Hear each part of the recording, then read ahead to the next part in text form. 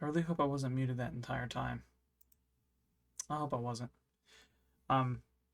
Just to reiterate what we did, we identified every building block up to this point. We found this fair value gap, noting that it is the sign of continuation that we're needing for price to continue lower.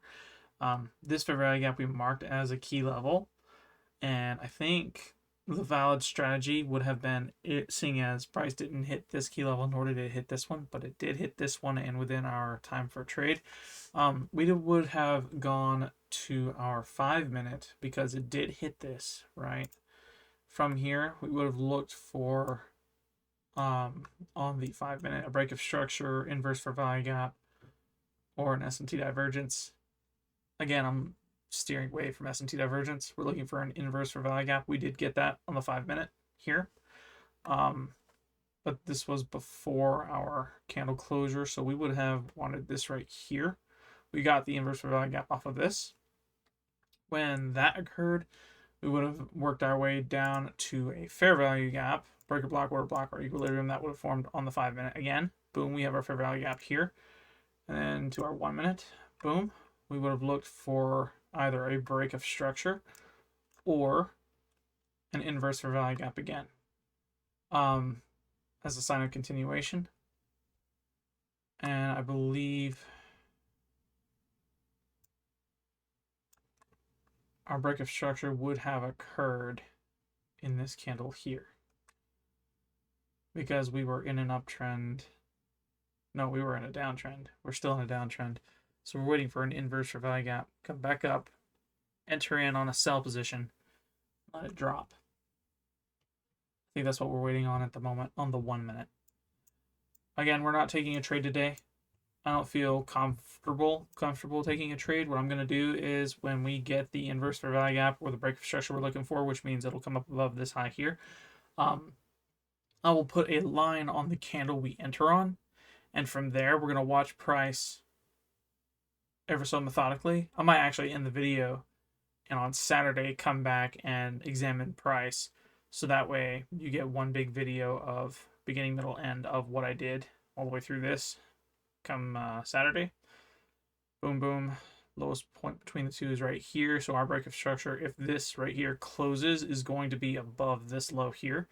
This break of structure would be where we enter off of, and this would be continuation going down, because we did get 2 fair value gaps off of this, showing price is going to go lower. With that being the case, we'll be right back. Let's see if we can get that last building block before we call it for the video. BRB. Okay, so we had a break of structure here. On this candle, we would have entered on a sell position for it to continue much lower. This is on the 1-minute, mind you. Yeah. We'd see it come up. We'd probably clear this fair value gap here, making it inverted, at which point we'll see price continue on further down. And that is essentially the trade. I'm going to go ahead and put a marker here. This is the candle we would have entered on. Let's go ahead and just make this white. We know this is the candle we would have entered on because it is the break of structure above this high here. And as a result, we're waiting for price to continue lower. I hope you guys enjoyed the video. Please don't break the glass. It's a window. You go. Crazy, buddy. I hope you guys enjoyed the video. If you did, there's a thumbs up button down below. Hit it. Subscribe if you're newer on the comeback. And I will see you guys in the next one. It'll be relatively soon, because I imagine I will stream after this video. And then after that, I will have recorded a second video I can pair up with this one, detailing all the price movements throughout the day, so that way we have the best picture as to what happened and when. 8:30 was the time for news, and that was, I believe, yeah, it was PPI, so we had 2 of them hit. It is past 8:30 a.m. It is currently 9:30 at the moment. Let's go ahead and refresh this page, because I think it's less. Easy, buddy. Easy. Wow. PPI red folder, if actual is greater than forecast, good for currency. If it's green, price goes down. I imagine the same as for this. Greater than, yep. So if both these were green, the price would have gone down. They're not. They're red, so price is going up. That was at 8:30.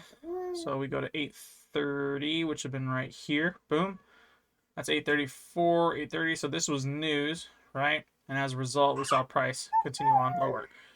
It respected the fair value gap, and from that we got a return if we would have seen that sooner. Again, though, we would have entered off of this candle and not these because this was news, and we needed to wait at least 20 to 30 minutes after news to really get a depiction on what it was going to do. From here, we're going to end the video. At least this part of it. We'll be right back. Okay? Okay. Be right back. Hello. Just for reference sake, it is currently 9:35. You can probably see that down here in the bottom right corner of your screen. It is very, very, well, not super late at night, but it is late, nonetheless. First off, hi. Welcome back to the video. We're here in discussion on what exactly happened after we left the last time. Well, I distinctly remember saying we caught every single one of the building blocks because this fair value gap here was our key level, this red block here, right? This was our key level, and it did in fact get hit and was respected. So we expected price to go lower. I'd like to note that today was in fact also a PPI day. So price was not going to go as we planned. Price is not going to go the way we wanted. Price was going to do whatever the heck it wanted to, and it wasn't going to go our way. Which is why I don't trade news days. Let's rewind a little bit. We had our key level here, right? This was our price range, right? And we wanted it to hit a key level. On the 5 minute, I believe, we identified a fair value gap. That was in fact a fair value gap. It was a valid, not the 5, is it maybe an hour? It was the hour. We had a fair value gap on the hourly. And from this fair value gap, it was respected. We said price was going to go lower, and that's what it did. From this fair value gap being respected, price went lower. How low? Below this key level. This was what we wanted to happen. This is, in fact, what we wanted to happen. On the hour, on the hourly specifically, we did not hit either of our key levels. We didn't hit either of this high or this low until this low here. We would have waited on this low to occur in order to achieve the best price, and to achieve the best entry, right? We would have entered down low, and we would have waited for it to go higher. Enter low, sell high. And we would have received 1, 2, 3 take profit from that. With that being said, our hypothesis that this was in fact, or hypothesis question, was this a valid, respected fair value gap? The answer to that was yes, it was. And we did see that dip down, which was the result of the continuation confluence that was this fair value gap. From that dip down, we would have gone into the 5 minute. Boom. We would have seen where price after 8, this one right here, hit our key level. Boom, here. This is where we would have seen it. From here, we would have found our building blocks on up, starting with fair value gap, or actually, I'm sorry, starting with break of structure or inverse fair value gap, because right here, from this, right here, we would have been in a downtrend. Respecting this fair value gap, we would have continued in a downtrend. That's exactly what we did, right? We would have been looking for a break of structure, which would not have happened up until this candle right here. This candle would have been our valid break of structure, or an inverse fair value gap, which we got right here immediately after the crossing of this key level right here, right? So we had our inverse fair value gap. From the identification of this, we would have gone on to the 5 minute fair value gap, breaker block, order block, or equilibrium. We would have waited for a fair value gap to form. From this, we have fair value gap, inverse fair value gap, inverse fair value gap. We would have weighted back down. Boom. fair value gap here, this fair value gap formed. It was a small one, but it was a fair value gap. Fair value gaps are signs of continuation. We can discredit all of this now because none of this presented us a fair value gap. This did. So from this fair value gap, we would have known that price would have gone higher. From this fair value gap specifically, this was 1135, we would have gone down to the 1 minute to identify our next break of structure or inverse fair value gap. That would have said price was going to go much, much higher. What did I say that was? It was 1145. So right about here-ish. Yeah, right there. Made a fair value gap here. Boom. It was closed below. So this right here would have been our inverse fair value gap. We would have entered off of this candle here. And from that, we would have seen price go from here, roughly, all the way up there. This block, I believe, was our, not our entrance, but our, this was our ending price when we ended video last, if I'm not mistaken, if I'm remembering correctly. There's a lot that happened today, so I'm sorry. And this video won't be posted potentially until tomorrow morning around 5, 6, 7, at the latest 9 a.m. Saturday morning. So pardon me for the late upload. I had a lot going on, and I streamed for a while Friday. And I wanted to see what price was going to do. That was the entire reason behind me actually hopping on now and examining this price, to see if our idea was right from all the building blocks we had from here, what we thought this was indicative of, and what we thought once price came up into our key level here was going to do. It did exactly what it was supposed to do. It respected the fair value gap, and from the fair value gap, it continued down, which was exactly what we thought it was going to do. From there, it would have just been another retest, is what we were looking for. We would have actually waited for, from this key level being hit, price to go down further, boom, hit this, and at that point, watch it go higher.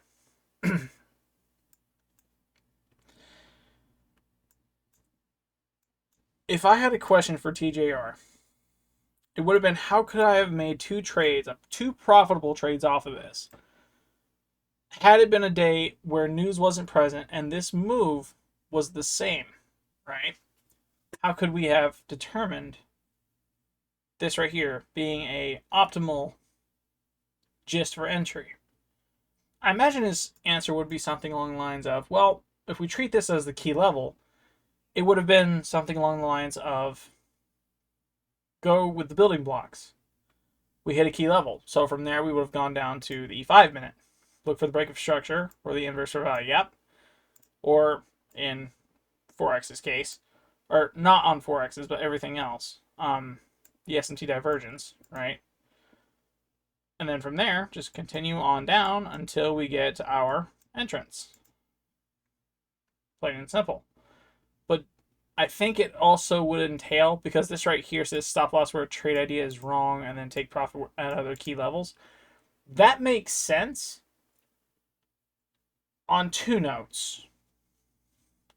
The first is, it makes sense, but it doesn't make sense at the same time. It makes sense for when we know price has been in a reversed mode, right?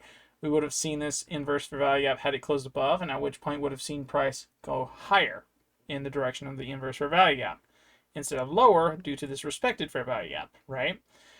Our gist, our whole point behind finding these building blocks is in lieu of a liquidity sweep, though it can also be a fair value gap, right?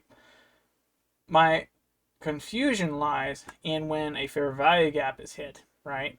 How can we take the best trade from this, after taking all of this, and reasonably exiting the market here, to determine from this, because this would have been our first hit into this key level. Would we have taken a trade off the building blocks presented through this? And I'm guessing it would have led us into, because this is a 1 minute fair value gap, inverse fair value gap here. We didn't get that until this. We did not break structure on the 1 minute, but we got this here, right? Would we have placed our sell order here and watched it continue down? Once it hit this, exit the market, take that profit, and then from here, because this is another confluence, would we have discovered our building blocks here, and at that point found the inverse value gap, which probably would have been something like this right here, or better yet, this right here? Would that have essentially said, go ahead and press buy here and let it go higher? Does that make sense? Because from that entrance way down here, we did see price go higher and higher. And I'm going to say, no, it went down and then started consolidating through this again. Does that make sense? Does that make sense to do? Could that have been a successful trade? I think yes, but at the same time, I'm not super experienced in it. So here's what's going to happen. Here's what I'm going to do. I'm going to go here. Today is Friday. Tomorrow's Saturday, Sunday, Monday. We have an orange FOMC folder Monday. It's not recommended to trade. Tuesday looks like a good trade. Tuesday looks like trading day. Wednesday, core retail sale. We have CPI, GBP, retail sales, Fed Chair Powell speaks. It's a rough day, but still a tradable day. We have unemployment claims, Philly Fed, manufacturing day. Okay, cool. Looks like Thursday's the day to trade. Bank holiday on GBP. I don't know if that's... Okay, so it's a bank holiday for the Euro and the GBP. USD, though, is in the market. So Friday, Thursday, maybe Wednesday, Tuesday, maybe Monday. We'll look at price Monday to see what it does before we do anything. Right now it's saying more hawkish than expected is good for the currency.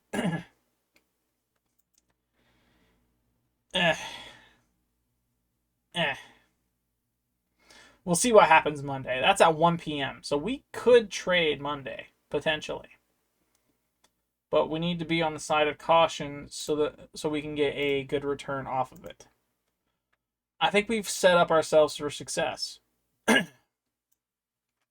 think we have. I think we've identified our building blocks quite well throughout this to determine our trade, our best possible outcome for this trade. I'm curious to see if I can find the similar setup we did here.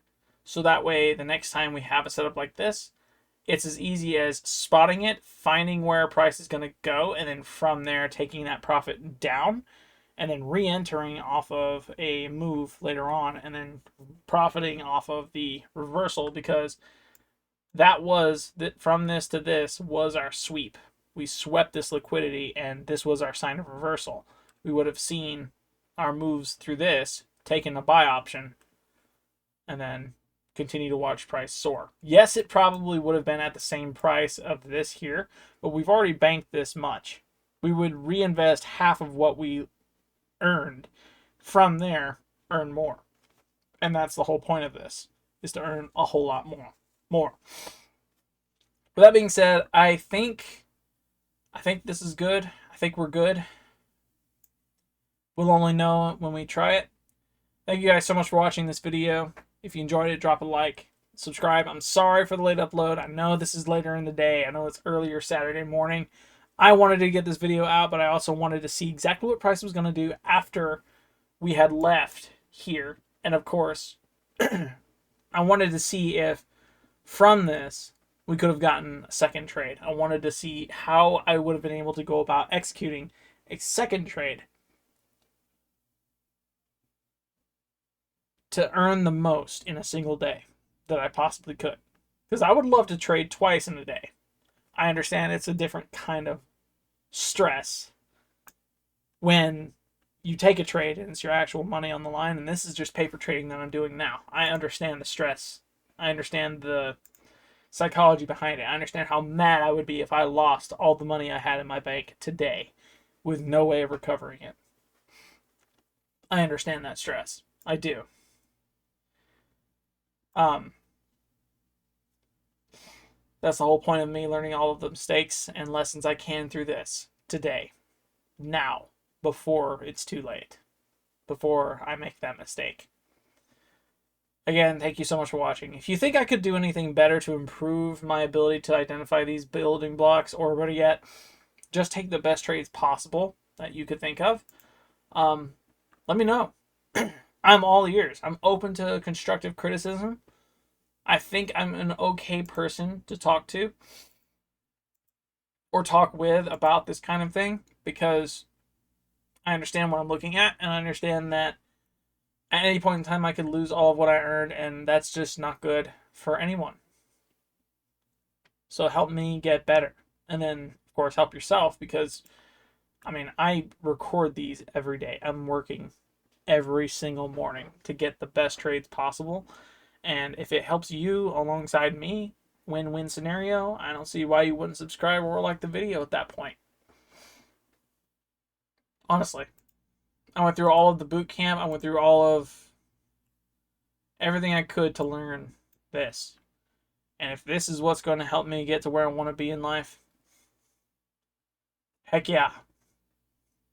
I'd do it again if I made a mistake. I know I've said it once. I know I've said it twice. Here it goes again for the third and final time. Thank you for watching.